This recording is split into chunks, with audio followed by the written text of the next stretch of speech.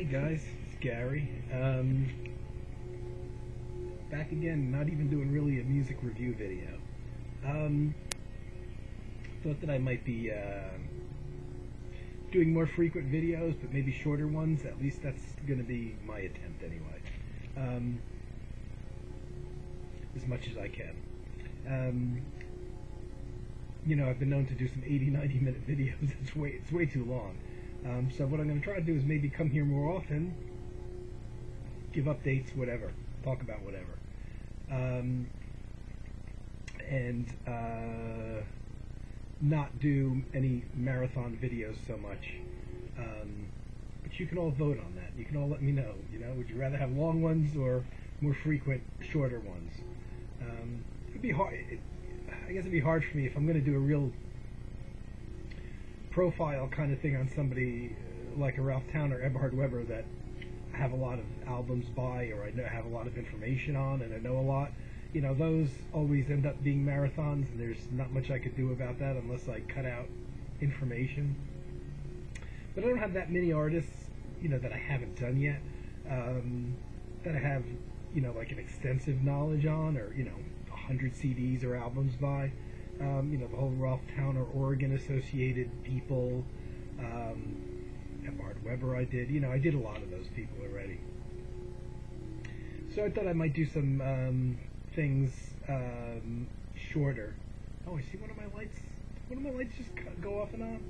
It's funny. I can't keep those strands that are hanging up. They're just held up by Scotch tape. And the odd thing is, like the last 3 times I filmed a video, the one string of Scotch tape is always breaking, and the lights are always coming down. So during one of these videos, that's definitely going to happen. And I always just have to like retape it up before I start my, you know, current video. But you know, my last videos were 20-30 minutes, whatever they were, and right after, like within a few minutes, the lights came crashing down. And I thought, wow, if I had been doing one of my typical hour-long videos, the whole lights crashing down thing would have been right on video. So just expect it to happen. Any one of these videos, it's going to happen. What I thought I was going to maybe talk about today is, well, today is actually, and I saw this on a news program that I watch. It's the anniversary, I forget what year it was, 1890 something. It's the anniversary date of the premiere of Dvorak's New World Symphony, oddly enough. And that was probably Dvorak's best known piece. It's a piece of classical music that people that don't know classical music potentially could, you know, would know bits and pieces of that composition.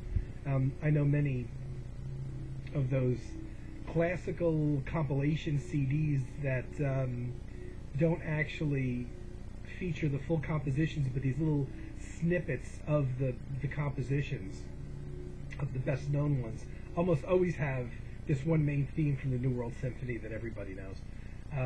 So I thought I'd mention that. And nowadays it's odd, whenever I see or hear or read anything about Dvorak, I always think about Axel in Germany, because Axel is a big Dvorak fan and turned me on to see, you just did it again. Out of the corner of my eye, I'm seeing, I think one of those lights is going out and then coming back on. That's not a good sign. You know, I've never used those lights until recently when I started doing my videos. I bought them a couple of years ago, 2.5 years ago, but I never used them until I strung them up to make videos. And originally, the idea was for me to use them, which I still would do, in my recording studio, my garage. String them up and plug them in and use them for atmospheric light when I'm recording. Which actually brings me to my next subject. The one thing I wanted to talk a little bit about. I've had a bad week when it comes to composing. You know, I've got 2 large-scale pieces, you know, that I've been working on, and they're going to go on 2 different CDs. And whichever one, you know, all the other material for both the CDs is finished, but there's a lot of work that still needs to be done for these two longer compositions, and I've been working a little bit on one, and I get tired of that, and working on the other, and I've been kind of bopping back and forth. But in the last week, I really haven't been pushing myself or been inspired to really do anything with either one of those two, which is really bad because I really want to get them done. And well, that's the story. But yesterday, I got the urge. See, right now it's finally gotten cold enough here in New Jersey that my recording studio space, which I filmed a video of actually months ago, and it's still up here somewhere on my page, which is in my garage, which has no heat. It's really too cold to go in there and record music for any period of time. Now, when it comes to guitars and things like that, I can bring my guitars in here, do them in here. I've even brought percussion in here. I've even brought some of my cymbals and things like that, but some of the larger drums, just there's not enough space. And my main keyboard, which is a good quality Yamaha keyboard, is very heavy, and I wouldn't attempt to move that off of its stand in the garage. And that's really the one that I use. I've also got sound modules hooked up to that. I've got two sound modules. I only use one. I've got one that's very old, but it's got some decent samples in there, so I hold on to it. And all this writing on these two big scale pieces that I've been doing, it's all virtual instruments, so I haven't physically been playing anything. And that's the problem with it. It actually takes longer to dot in the notes where they need to be than it does just to play the thing outright. Now, in the case that there's instruments that I can't play, like I have this thing I call a classical. It's not a classical composition, but it uses all orchestral instrument sounds, violins, flutes, and things like that. Instruments I don't play. So in order to carry that off, I have to use the virtual instruments, which means I have to plug in all the little notes, and it's very, very, very time consuming. The second one, which I'm sorry that I even started, to be honest with you, is a large, long electronic piece. And that I started as a virtual instrument thing, and but using synthesizer sounds. What I should have done, and I didn't do, is I should have just used my own keyboards and done it. I don't know what got me. I think I started it as an experiment more than anything else, and liked the first couple things I laid down, and decided, oh, let me turn this into a composition. Not maybe realizing at the time that I probably could play this stuff. It would turn, it's weird because if I was putting my hands on the keyboard, it would turn out a lot different than it does when you have to plug the notes in manually on a keyboard, typewriter keyboard. But so it really is a bit like apples and oranges. But the fact that it's based around all synthetic electronic synthesizer sounds, I'm a bit sorry now that I decided to undertake it as a virtual instrument thing instead of just going and recording keyboards. However, now with the weather being what it is, I really can't use my keyboard. That's in the garage. It's my Yamaha keyboard. It's my professional keyboard. It's got weighted keys on it. I forgot what it cost me, but it was a substantial investment. Weighted keys. It's just a nice high quality keyboard. Very heavy. I'm afraid of banging it up. So even if I could move it from place to place, I wouldn't. But yesterday I had the hankering, the desire to mess around on the keyboard a little bit. And because I'm set up to record here, I remembered that I had bought that. I checked on the order date actually back in January 2010, which is before I moved into this place. I spent $130 to buy a Casio keyboard. Now Casio has the reputation, deservedly, of making cheap, really chintzy keyboards, and this is a cheap chintzy keyboard, and it's the one that's behind me now. It weighs about 4 or 5 pounds. It's all plastic. It has built-in speakers, and the reason that I bought it because I already had my good Yamaha keyboard back in my old place. I had a little tiny, what was a bedroom, set up as a recording studio on the main floor of the house that I lived in. And my bedroom, however, was upstairs, and I wanted to get a small keyboard that I could just bang around on.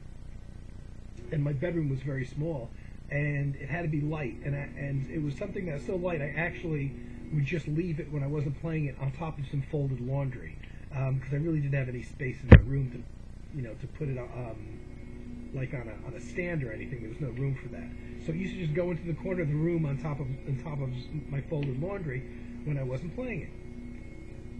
But it's like a 4 or 5 pound thing. It's all plastic. It has little built-in speakers.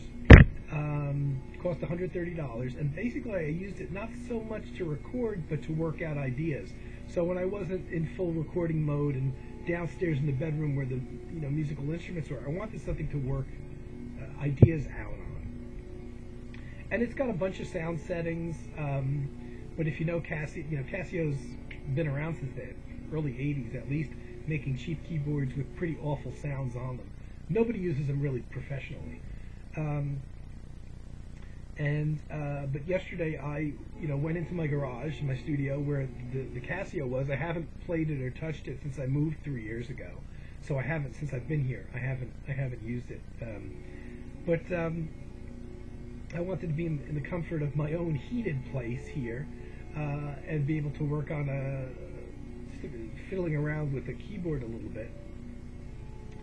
And so I brought the Casio in and hooked it up for the first time since I moved here. And it's got these little tiny speakers on them. And anybody that knows a little bit about technology, synthesizer technology, if you have a MIDI port on the back of them, you can actually hook up even a cheap, lousy keyboard like that one to a module that holds sound samples, and it can sound as good as an expensive keyboard. Well, Casio is a very cheap keyboard. It doesn't even have a MIDI port. So there's no opportunity to bring in the sound modules I have, which I have 2 of, and I could play the sounds through there and get really high quality sounds, except Casio doesn't build MIDI ports into their keyboards. So, which means that you're left with whatever sound samples are in there. So, I was filtering, and you know what, for $130, it's a very good buy. Even though I don't use it for its main, it's essentially a teaching keyboard. It has built-in rhythms, which I've never even turned on the rhythm machine part of it. It's got something that apparently is like a piano teacher, so it's like a really good introductory keyboard for people taking lessons, I guess. And I could probably learn something from it, but I never used it. I basically used it as a keyboard just to play. It's got a lot of settings on there and a lot of things I don't use for $130. They don't even make it anymore. Even that one's outdated, and they've updated and upgraded it. But I went online to see what the reviews were of the keyboard that I have, which I set up in January 2010, and people didn't have a lot. In some cases they had some decent things to say about it, but weren't too happy with the sound samples in general. But like I said, it's almost like a teaching keyboard, which I didn't know at the time I bought it. I really just wanted something to bang around on and to work on ideas in my bedroom at the time, before I moved. I think at the time I bought it, I didn't know I was going to be moving in a matter of months. But I did take it out, and I haven't really touched keyboard now for probably a few months. Actually, the last thing I did was something I posted up here. That's going to make it onto one of my CDs, because I went out and I just turned it on and I just recorded what I was making up at the moment. Something really good came out of it, and I decided I'm going to keep that and stick it on a CD. And that goes back a few months. That's the last time I really touched a keyboard at all. And So I'm messing around with the keyboard, and I immediately came up with a couple ideas, musical ideas. I had to cycle through. A lot of the samples are exactly what you would expect from Casio. If you know anything about Casio, cheesy, cheap keyboard, cheap keyboard sounds. But I found a couple. I found two sounds that were surprisingly very good samples, and I turned them on and I recorded them so I could listen back to them when I wasn't actually physically playing the keyboard to listen to judge to see if really the sound came out on the recording in the computer as well as it does on the little speakers on the keyboard. And I got to say, there's at least two sounds in there which are really good. And I got a couple ideas out of it. And then I just got the desire, I guess, to do something that I've wanted to do for a long time, specifically with that keyboard. And where the idea came from is this album, oddly enough. Now, this is something that's gotten a little bit of talk and play in the VC in recent months, because Gorvo31 did a video on albums where the first track is completely different than the music on the rest of the album and not representative. And there's no better choice than this album, really, because it starts off with this rock and roll guitar thing by Terje Riptel, and then it goes into more sonically quiet area things. When I first bought this album as a new release, though, hopefully going to be able to read this. One of the things that, and I know this, basically it's just two musicians. Terje Riptel on guitar, David Darling on acoustic and electric cellos. There we go. However, Terje Riptel also plays a Casio keyboard, and this was recorded in May 1983. And when I saw that, Casio was a new company that had just come out, but everybody knew that they made incredibly cheap, cheesy keyboards. And when I read that on the back of the album before I got it home to play it, I'm like, a Casio keyboard? You gotta be kidding me! And that would be about as early as they get, which means also as cheap and cheesy sounding as they get. And I couldn't imagine I still don't know why a Casio keyboard was used in those recording studios that ECM uses, because almost certainly there's other keyboards in that studio probably at all times to use that are much more professional and much higher quality. So I can't imagine, I don't know why a Casio was used, unless it was a new toy of Riptel's, or whether it was sitting in the studio and he started playing with it and he liked it. But at the time, I had never heard a good sound sample on a Casio keyboard. I couldn't wait to get the album home to hear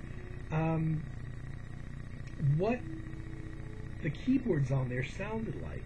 And the keyboard basically plays on there sustained backdrops for the cello and the guitar to go over. But it doesn't sound like a Casio keyboard. In fact, if they hadn't put Casio on there, I would just say just any generic synthesizers on there, but professional.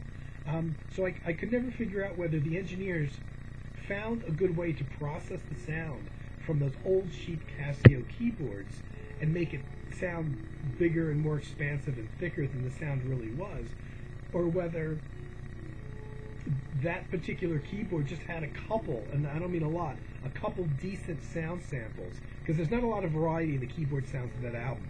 It's basically like a synthesized string sound for the most part that comes out of the keyboard, but it's good. It's a nice full sound. It's something I couldn't imagine coming from a Casio keyboard.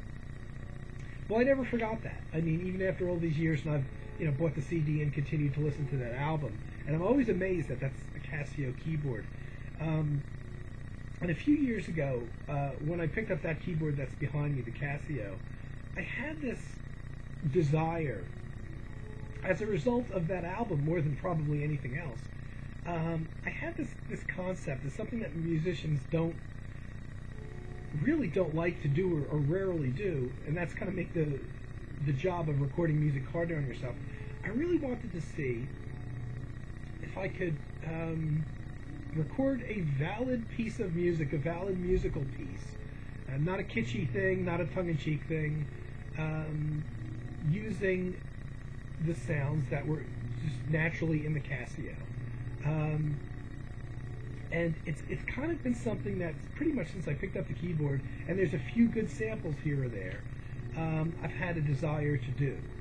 And, you know, when I was farting around on my keyboard yesterday, I came across that, you know, two sound samples that were really good, and that I recorded, like I said, so I could play back later into my computer, so I could listen to them and really judge them. And thought, you know what, I think I'm going to do it, you know. So now the question is, I don't know if I'm going to keep that as a separate piece, because initially what I was going to do is just write this little separate piece using the Casio keyboard, no other synthesizers. I, you know, could potentially add guitars or something else on top of that, but the Casio would be the only keyboard I would use. And, you know, it's weird because I'm kind of making my job harder, because most musicians don't go out of their way to make their job harder. They just go get a better keyboard. And I could, you know, wait until the weather permits, and I can, you know, use my real keyboard and my real sample modules to get really good sounds.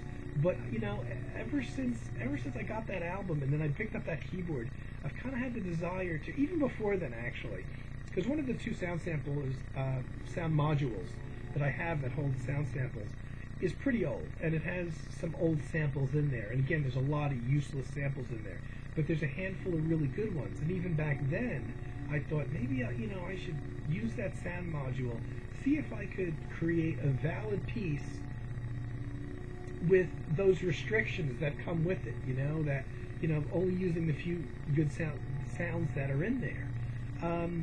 And that was before I had the Casio. Now when I got the Casio, and I kind of discovered, yeah, well, 90% of the sounds in here are junk. But I wonder if I could do something valid with the 10% that's left in there. And I didn't, you know, yesterday, after just getting a couple really basic music ideas, I really want to go ahead with it. And I was going to keep it as a separate standalone composition, maybe. I mean, I got a long way to go. I just got a couple very basic ideas for the piece. But now I'm thinking, because it's been taking me so long to write that electronic piece using the virtual instruments, I'm wondering if I should, you know, if I do complete this piece on the Casio, I'm wondering if I should take that piece and incorporate it as a section of the large electronic piece that I'm doing on virtual instruments. So, you know, 90% of that composition would be virtual instruments, and then there would be this other section that uses the Casio. I don't think you'd be able to tell necessarily the difference, because there's already multiple sections in the electronic piece as it exists with the virtual instruments. So the sound samples already changed through different portions of the electronic piece. So it's not like there's a set group of sound samples that I'm using for the virtual instrument part that stays consistent through the whole piece, and that would kind of interject this Casio section in there, and it would be obvious which one was the Casio section. The electronic piece already has several different sections, and each section has different electronic keyboard sounds in there. And I'm wondering if maybe I should go that route. You know, maybe I should, you know, however long this section is, I'm wondering if I should integrate it into the virtual piece, or keep the virtual piece completely separate. You know, but the virtual piece just really isn't getting anywhere. It's the progress is exceedingly slow. So I'm not really sure what to do there. So that's my. But you know, it's not the first time I'm making things harder on myself. I have a habit of doing that when I record stuff. And I had recorded a video a couple months ago of me fooling around here playing live stuff. And for instance, in there I used a digital delay to sample some little riffs I was playing on the I think on the tongue drum or something. Yeah, the tongue drum I was using. And I let the thing mechanically repeat itself, and then I played solo guitar over that or whatever. That was more like a live demonstration thing, but that's not how I record ever. When I record something and you hear a lot of repetition, I'm playing that repetition. I don't sample myself and let it mechanically repeat, even though I could do it and it's easier. I don't believe in that. In early days, many years ago, like pre-1990, I did have a couple things that I did record where I played a phrase on a guitar and I had a guitar pedal and I let the guitar pedal repeat that phrase and I played over it. But pretty much since then, in any music that I've done, if there's anything that you would hear that's repetitive, that sounds like a loop, like it could be a sound loop, it isn't. I'm playing it, and if you probably listen closely, you would be able to tell, because when you play it live, there's obvious slight variations, even if you're playing the same riff over and over and over again, like I do on a few things. And in the Impressions of a Year CD, I'll be playing something maybe even continually through the piece, and it sounds like it could be a loop. If you listen to just that particular section of the piece, though, you'll hear slight variations, like sometimes just in terms of volume. You'll be playing the riff a little bit louder one time than the next time, or the timing will be slightly off.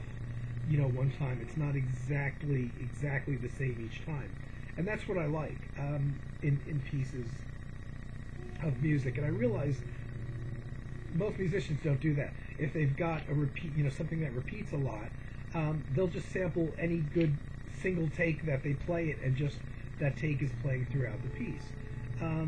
I like to. I don't know if the word humanize is right, but I like to.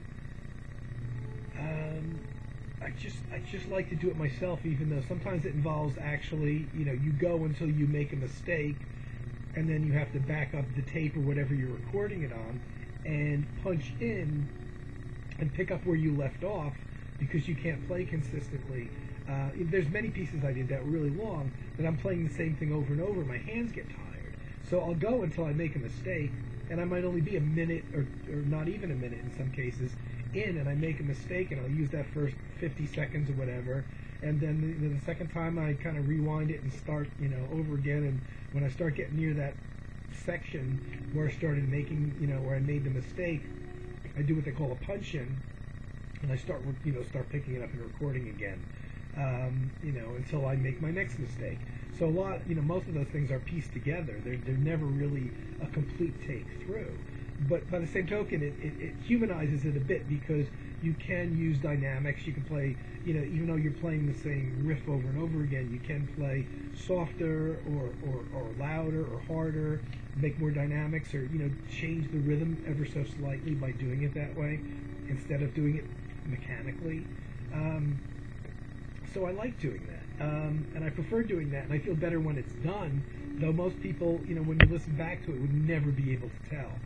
Especially with all the other instruments going on top of it, because you're not necessarily just honing in on that one little part that's repeating. You're listening to the stuff that's over it, which is usually the stuff that changes. So I don't know. But the Casio keyboard's out.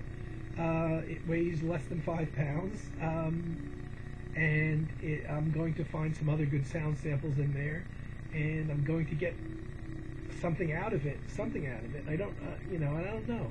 I may try integrating what comes out of it into that large-scale electronic piece that I've been writing, that I was going to keep as all virtual instruments, but I don't know if I see the need to do that, just to say it's all the entire piece is all virtual instruments. So what? What really counts is what comes out of it, I guess. So we'll see. If it doesn't work for some reason, or whatever comes out of it, I don't think can be integrated into the virtual instrument electronic piece, I'll keep it as a separate piece. And then maybe, I don't know what to do with it. I'm thinking of, I don't know if I would keep it for another CD, for a third CD, because I've already got two planned out, and I'm not, I'm not somebody who's prolific at all. So I think what I might do if it for whatever reason really can't be integrated into the large scale electronic piece. I was thinking of maybe putting it up as a downloadable track, and which I've never really done before. So I have to look at SoundCloud or one of those download sites where you put your music up, and the SoundCloud gets whatever their share of it is, and make it available for a couple bucks, maybe for download. I don't know what to do. That's a possibility, and that's something that I think I in the future I'm going to look at. I'm going to still release CDs, but I'm also thinking of potentially maybe making some pieces that are strictly download pieces instead of CD albums. I'm pretty sure I want to do it, but I'm not 100% sure which pieces I would earmark as download only pieces, and whether or not people would really be interested in those, or whether they'd really rather have a physical CD. That's also another thing. It's just doing the physical CD is actually obviously more expensive because not only do they have to be made, and there's physical materials involved, but also if I'm going to make a physical CD, it's going to be distributed through CD Baby, and that costs money to put that up. I have to pay them to set everything up. The good thing is they do make it available also for download and for physical sales, but they do make it available for downloads all over the world, in Japan and Europe, and so they get their money's worth, but I still have to fork out money to have CD Baby, list those things and make them available. So, not sure what to do there. I'd be happy to hear anybody's thoughts on it. So this, once again, went a lot longer than I intended. It's really just meant as an update on what's going on and what I'm thinking of right now. And when I come back, I will be doing. I got a cold or an allergy or something. I'll be, when I do music videos, album videos, I'm going to try to keep them a bit shorter in the future. Like I said, unless I'm doing, this epic thing on somebody that I have a great deal of material by. But there's probably not many artists left that I have that much vast knowledge of. So it'll be more like my last video of, here's what I'm listening to now, or here's some things I pulled out of my archives that I started listening to again, things like that. I'll probably doing a few of those soon, sooner than anything else, I guess. Okay, already went longer than I intended. So that's it for now, guys. It's Tuesday? Wednesday? I think it's Wednesday. I think it's Wednesday, yeah. Okay, guys, I'm still, it's early evening, and I just got up, so, Count Gary here, as the sun comes up, I go to bed and sleep through the day, and that's just the way it's been. Okay, guys, I'll be back soon. Hope everybody's doing well. Take care.